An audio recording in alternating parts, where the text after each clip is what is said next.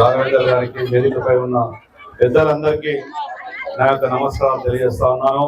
మీ అందరి ముందు ఇవాళ బండారి శంకర్ గారు ఏదైతే సర్పంచ్ అభ్యర్థిగా వచ్చిండ్రో వీరు బలపరిచిన మన వార్డు మెంబర్లు అందరూ కూడా హృదయపూర్వక అభినందనలు తెలుపుతా ఉన్నాం. మీరు తప్పకుండా గెలుస్తారు. ఎందుకంటే శంకర్ అనే వ్యక్తి ఇలా కొత్త కాదు. మీరు ఒక మాట చెప్పాలి. గత 2014లో బాబు మాట్లాడుకో 2014లో ఇదే శంకర్ని నా దగ్గర భాగ్యమ్మ తీసుకొస్తే ఇక్కడ ఎంపీటీసీ టికెట్ ఇద్దామని ఆ రోజు నేను డిసైడ్ చేస్తే ఇదే శ్యామ్ గౌడ్ వచ్చి నా కాలేలు పట్టుకొని బతలాడితే పిల్లగాడు మావాడే అని చెప్పి ఆయన వదిలేసిండు. అంత గొప్ప వ్యక్తి. ఆయనకి ఇక్కడనే మీ ఊరునే కాదు హైదరాబాద్ లో కూడా మంచి పేరుంది. ఈయనది ఈ ఊరని కూడా నాకు తెలియదు. హైదరాబాద్ లో ఓ రోజు కలిసినప్పుడు పక్కకు మా స్నేహితుడు చెప్పిండు, సార్ ఇది శంకర్ మీ దగ్గరనే భువనగిరి అంటే ఏ ఊరు అంటే రాఘాపురం. అట్లా పరిచయం కూడా అయ్యిండు. ఆయనకు హైదరాబాద్ లో మంచి పేరు ఉంది. ఆయనకు ఆర్థికంగా డబ్బులున్నాయి. ఒకరికి ఆశించి ఇక్కడ దొంగల లెక్క నిన్న మొన్న ఏం లేనోడు సైకిల్ లేనోడు ఇలా కారులో ఎదుగుతుంటే ఎడికలు వచ్చింది. చుట్టుపక్కల మట్లు చెరువులు కబ్జా చేసిందో లేదా అని చెప్పి ఆలోచించాలి.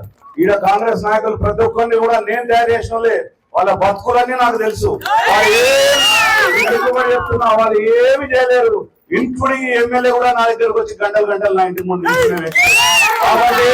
కాబట్టి పబ్లిక్ ఛాన్స్ తో గెలవలేదు, చాయిస్ తో గెలిచిన ఈ అనిల్ రెడ్డికి అవగాహన లేదు. నీ అయ్యే జాగిర్ కాదురా నాయన గవర్నమెంట్ సొమ్ము ఆపుతానికి. ప్రతి రూపాయి ఈ ఊరికి తీసుకొస్తా. మీరు శంకర్ గవర్నమెంట్ గెలిపియండి. ఎన్ని కోట్లైనా ఈ ఊరికి అభివృద్ధి ఆయన ఏ మాట ఇస్తా మాట ఎంత నేనుంటా. తప్పకుండా ఈ ఊర్లో ఇదివరకు కూడా నేను ఇక్కడ మీ అందరికీ తెలుసు ఐమాక్స్ లైట్లు కానీ రోడ్ కానీ తర్వాత ఈ గ్రామంలో ఏది మన ముద్రాజ్ సంఘానికి భవనం కానీ ఎన్ని విధాలుగా నేను ఆ రోజు అన్ని విధాలుగా తోడ్పడ్డా.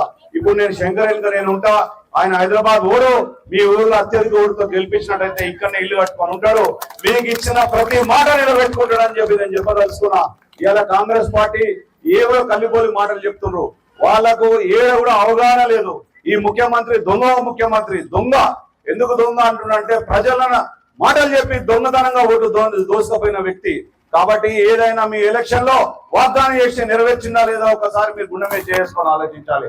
గత 10 సంవత్సరాల కింద ఏదైతే కేసీఆర్ గారు వచ్చిన తర్వాత ఊర్లలో కరెంటు ఊరంతా సస్యశ్యామలంగా ఉండే ఈ గ్రామాల్లో కరెంటు కోత ఇవాళ అన్ని విధాల ఇబ్బందులు అవుతా ఉన్నాయి. మీకు రైతులకు రుణమాఫీలు అన్నాడు చేసిండా అని చెప్పి పూర్తిగా నేను అడుగుతా ఉన్నా. పెన్షన్లు చక్కగా వస్తున్నాయా అని చెప్పి నేను అడుగుతా ఉన్నా. ప్రతి ఒక్కటి ఇలా 2000 నుంచి 4000 ఇస్తానా పెన్షన్ ఇస్తున్నామా అని చెప్పి నేను అడుగుతా ఉన్నా. ఏం మాటలు చెప్పారు వీళ్ళు, కల్లిమల్ మాటలు. ఒక బస్సు ఫ్రీ బస్ అంటుండ్రు. ఇదివరకు 70 బస్సులు తిరుగుతుంటే ఇప్పుడు 30 బస్సులు పంపుతున్నారు, ఫ్రీ బస్ అంటారు. కాబట్టి ఇటువంటి దొంగ పనులు ఈ దొంగ ముఖ్యమంత్రి వీరి కింద ఈ పాలకులు ఈ దొంగల్ని మనం బుద్ధి చెప్పకపోతే గ్రామీణ ప్రాంతాల్లో మళ్ళా ఇటువంటి శంకర్ గౌడ్ అటువంటి వ్యక్తి వచ్చి ఊళ్ళో సర్పంచ్ అయితేనే ఊరు బాగుపడుతుంది. గ్రామీణ ప్రాంతంలో మీరు అందరూ కూడా సస్యశ్యామలంగా ఉంటారని చెప్తా ఉన్నా. నేను 25 సంవత్సరాల నుంచి ఈ ప్రాంతంలో తిరుగుతున్నా. నాకు ఎవరైంది బాగా తెలుసు. ఒక చక్కటి అవకాశం వచ్చింది ఆయనకు. అవకాశం వచ్చినప్పుడు ఇన్ని సంవత్సరాల నుంచి అవకాశం రాలేదు. వచ్చినప్పుడు మీరందరూ కూడా రాఘాపుర గ్రామస్తులు చాలా తెలివైన వాళ్ళు. గతంలో ఎన్ని ఎలక్షన్లు వచ్చినా బ్రహ్మాండంగా ఎవరైతే ఊర్లో అందుబాటులో ఉన్న వ్యక్తి గెలిపించిన వాళ్ళు శంకర్ ని గెలిపియండి. ఆయన ఉంగరం గుర్తు ఆయన బలపరిచిన వార్డు మెంబర్లు అందరికీ ఓట్లేసి గెలిపించినట్టయితే తప్పకుండా వారి మాట నా మాటగా తీసుకొని తప్పకుండా హైదరాబాద్ పోకుండా ఆయన ఊర్లో ఉండి ఈ మండలంలో మంచి పేరు తెచ్చుకోవడానికి ఈ ఊరికి మంచి పేరు తెచ్చుకోవడానికి అన్ని విధాలుగా నేను తోడ్పడతా.